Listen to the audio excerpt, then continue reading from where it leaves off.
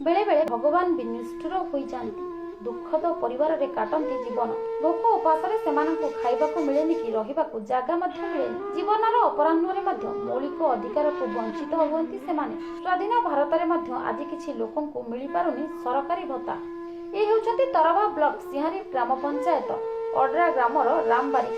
बयस पाखापाखि 65 हेब। परिवार कहले दुई बुढ़ा बुढ़ी एका संगे रुहंती। तांको पुओ दादन श्रमिक होउथिबारु से सब बेले बाहरे रुहंती। रामबारी को तांको स्त्री को रहिबा पई भलो घर खंडिए भी नाही। माटीर कच्चा घरे रुहंती एमाने। वर्तमान समय रे बहुत दुखद परिस्थिति रे रहुचंती। घरर छपर फुटी जिबारु घरे वर्षा पड़ुछि। वर्षा दिन रे साप बिछार भय रे बाध्य होई बसवास करूचंती। खाली घर नुहे राशन कार्ड के वार्धक्य भत्ता भी मिली पारिनी ए परिवार को। अनेक थर सरकारी बाबू माननकु कहि ठकी गलेनी हेले केही भी सुनु नाहंती रामंको दुख।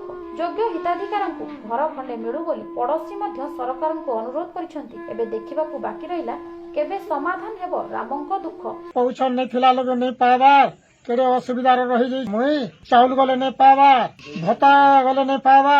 मुई हे गला ना अछन का चाउल वर्ष तक हला नै पावा। घर द्वार बा जोरी जोरा दाबी करी मुई अच्छा सरकार ध्यान नै दबा। पानी रे रही पारबो गा या झा गति घर टिक पाले हेता बोली कर हम चेष्टा करू छु। एथिले चेक करी देखि कर जई छ। सरकार अनेक योजना अछि किंतु से योजना मनकर लाभटा योग्य हिताधिकारी माने नहीं पाई करी अयोग्य हिताधिकारी माने ढेर ढेर हिसाब पाउछन।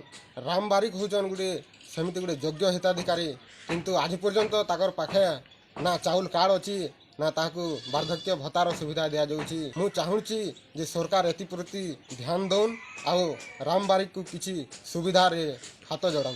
तरवारु राहुल बारिक रिपोर्ट कामयाब टीवी।